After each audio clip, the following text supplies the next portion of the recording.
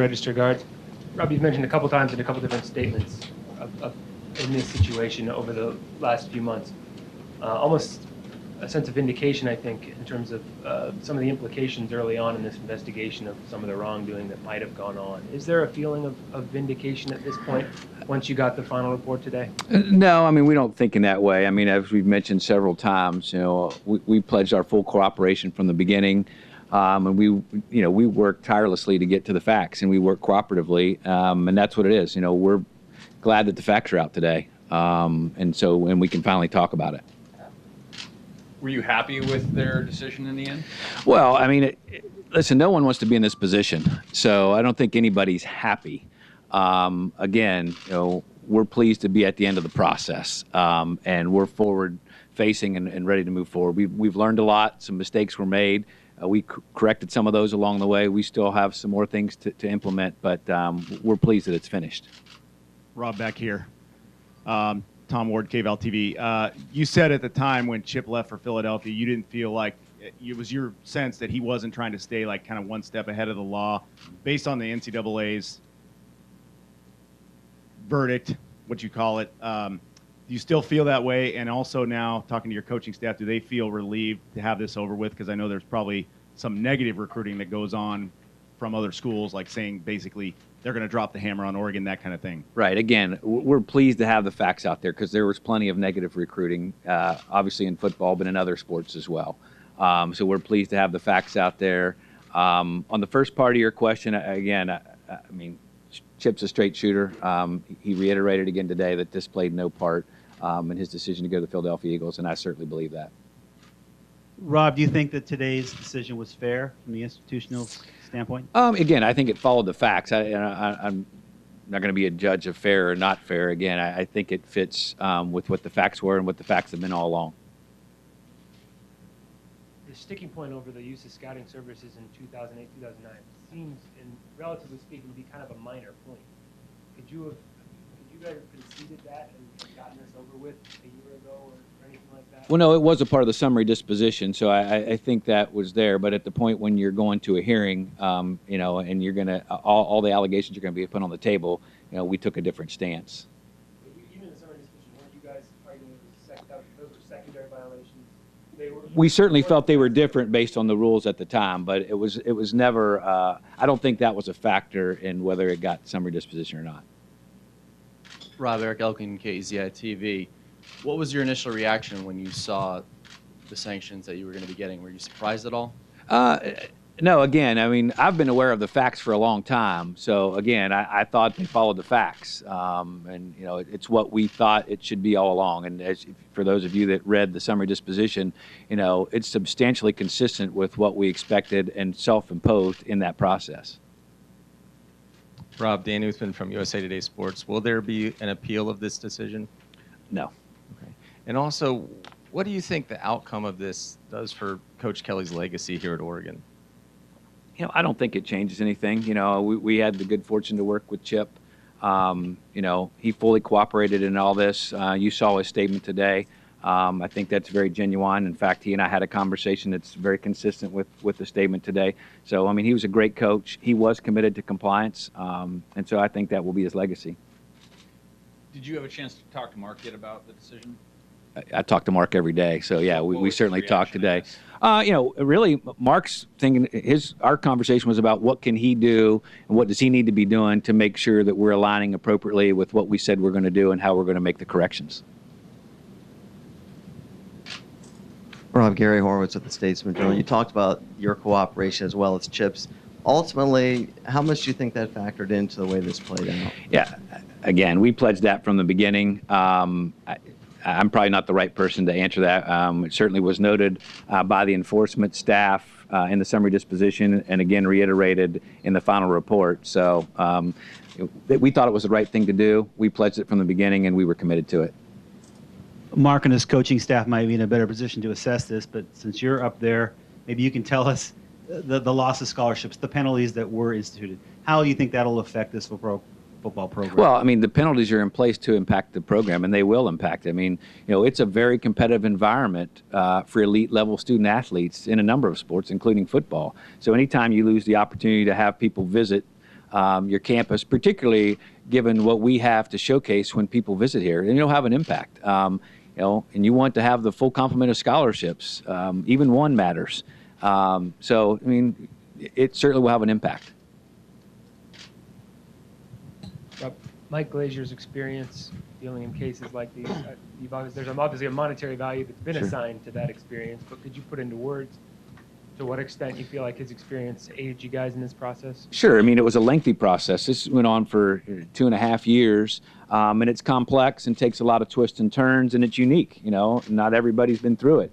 He's somebody that, he's a professional. This is what he does, and he was a tremendous resource for us in understanding exactly how it works and understanding, what we need to be doing at certain points in the process. So, we're fortunate to have him on our team. And, hey, anytime you deal with complex matters, it always helps to have an outside counsel, again, somebody who's an expert who can give you advice, who's not so close to it every single day. That he was paid for out of your normal budget? Well, we pay an overhead fee to the university for some central services, so half of it was paid from there and half of it was paid directly by us. So I don't know how to answer that directly to your point. Aaron Fentress with the Oregonian. Is there a concern moving forward at all that this entire investigation, the entire process has tarnished Oregon's well-groomed image to this point? Well, I mean, it was a lengthy process. So we've been at this for 2.5 years, and as we've said, there's been some negative recruiting around it. So, obviously the length of the process and the process itself did have some punitive measures to it. So, in the end, I don't think the facts tarnish anything. I think they are what they are. If you read what the NCAA enforcement staff said, the violations were unintentional. Again, we pledged our cooperation. We're committed to integrity. We wanted to get to the bottom, and where there were areas that we could improve, we certainly were focused on improving. Do you fear at all that people still might say, well, regardless of the so-called light penalties, Oregon cheated in some way? It's the nature of the business, unfortunately. There will continue to be negative recruiting on a number of fronts. But again, that's why we're pleased that it's all out there. The full report is out there, and anybody that wants to know the complete facts, all you have to do is read the report. Desmond O'Boyle, KLCC News. Do you foresee moving forward from this any policy changes in the recruiting services at all? At the institution's perspective or from the NCAA perspective? Either. Absolutely. We've already changed how we monitor, how we educate, and how we communicate. So absolutely, we changed that, when this first arose here. Whether something will happen nationally, I guess it already has. There's been some clarifications issued since the beginning of this case. The NCAA now produces a certified list of recruiting services. So I think those have already started to happen. Rick Morgan, DuckNews.com. Curious about with Ohio State being found in out of compliance and investigations of USC and Auburn before, is just being a high-profile program now make you a target in that respect, or do you think that this is just kind of a one-and-done thing, and that it's not just the landscape of college sports? Well, we certainly expect it to be one and done. I mean, again, this is we don't want to be sitting here facing this again. We are not interested in going through another process like this. That's for certain, and we've taken steps to make sure that doesn't happen. Naturally, the more visibility you have, the more eyes that are on you, and the more issues can arise, of course. But that's not the driver for us. We don't want to be here again. Aubrey Weber, the Daily Emerald. Can you talk about the new compliance director and what her role is going to be going forward? Yeah, we announced a new chief compliance officer last week. She'll be on board here end of July, early August, and she's exactly that, chief compliance officer. But it's important to note that compliance isn't the responsibility of just an office or an individual. It's the culture. It's the culture that you create. It's the responsibility of everyone in our department, of people associated with our program. And that's what we've built here over the last couple of years, and we'll continue to build upon. Hitting off that, since you bring that up, when you got here, you kind of came midstream. Did you find a culture that you thought needed fixing in that regard? No, again, I think I've mentioned this several times. While most of this occurred before I arrived, I did find a culture of people committed to compliance. Again, it's complex, it's ever evolving, and naturally, there's a number of areas that could be tightened up. Again, we've already enhanced monitoring, we've enhanced education, we've improved communication, and those are always things that we'll continue to work on to reach best practices. That's not something that ever stops. You continue to build. One of the things I want to clarify, Chip on signing day in 2012 kind of made a joke offhand. I'm not sure if it was serious or not that they hadn't used any scouting services that year. I'm wondering, have you used them the last couple of years? Do you know? In We certainly have the last year. I don't know about 2 years ago, but we certainly have the last year, yes. Duck fans that I've talked to and heard from, the overwhelming sense is relief that you didn't get a bowl ban. Can you characterize your department's stance on that? Are you relieved? Well, it's been a lengthy process, and we've had a number of fans who just wanted to know what's going on. And unfortunately, the way the process works is we couldn't communicate. We've got a very passionate fan base who've supported us through everything, and they've been incredibly supportive through this.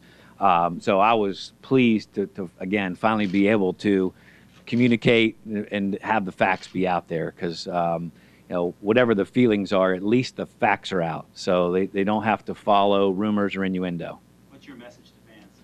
Thank you for all your support and everything, not just in this case, but, again, we've got a tremendous fan base who are very loyal, who've helped us build this program, and, they've remained loyal, and we appreciate it. So you are relieved you didn't get a bowl ban? Again, I've always known the facts.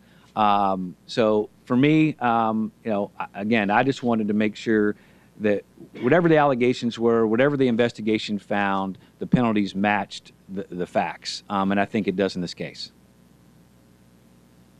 What are some specific adjustments that have been made during this process to sort of shore things up? And are there any specific examples you could give of things you still plan to do? Well, yeah, we've done a number of things. We've increased the number of direct communication, really educational sessions from our compliance staff. As an example, we have a monthly coaches meeting. So compliance has a segment on that coaches meeting every month.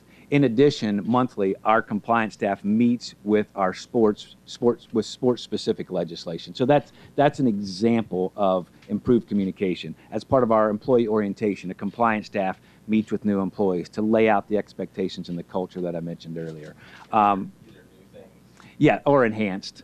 So more frequently, with a clearer purpose. And that's just examples. We have a monthly newsletter. We communicate with boosters, donors in a different way. So those are just a few of the examples. And we'll continue to find those ways, innovative ways to educate, new ways to tighten up monitoring. We really added a level of sophistication around the processes that we have. So again, things become systematic as opposed to one-off. And the coaches meetings is everybody, staff? Every sport has a representative. Okay.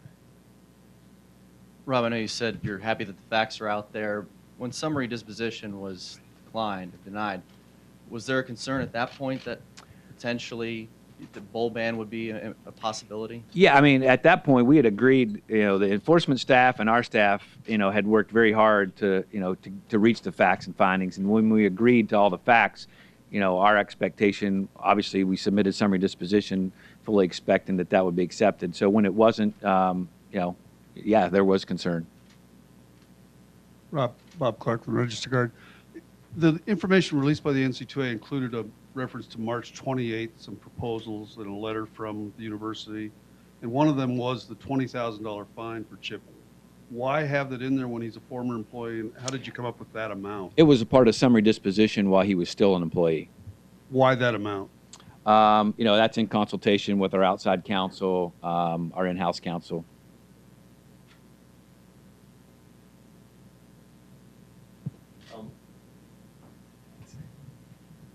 Can you just talk about the experience with NCAA enforcement, which has seen a lot of changes in the past 12 months or so? Were there changes on this case, and what was just working with them like? Well, again, the way the process works is we pledge our support, but I don't get regular, as the athletic director, I didn't get regular communication with them. So my interaction were around specific points. If they talked to me directly or interviewed me directly, or there was some huddle up with our outside counsel around. So I didn't have a whole lot of interaction throughout the process. The staff did change a couple of times in the process. But all in all, again, we thought it was the right thing to do, and it was the right thing to do at the beginning to fully pledge our cooperation. That doesn't mean we agreed with every step in the process, but we were always able to find a way to keep moving it forward. You said you spoke with Chip Kelly today. Did he give you a call? And can you just talk about what he said? Did he express some remorse, encouragement? What was his tenor? Yeah, he reached out to me this morning and, just wanted to check in and just said, glad it's behind us. Sorry we're in this situation, but you guys will be strong going forward. And he did, hey, he's a genuine guy. He was disappointed, of course, but he did apologize and said, let's go forward from here. Anything further? Thanks, Rob. Thank you.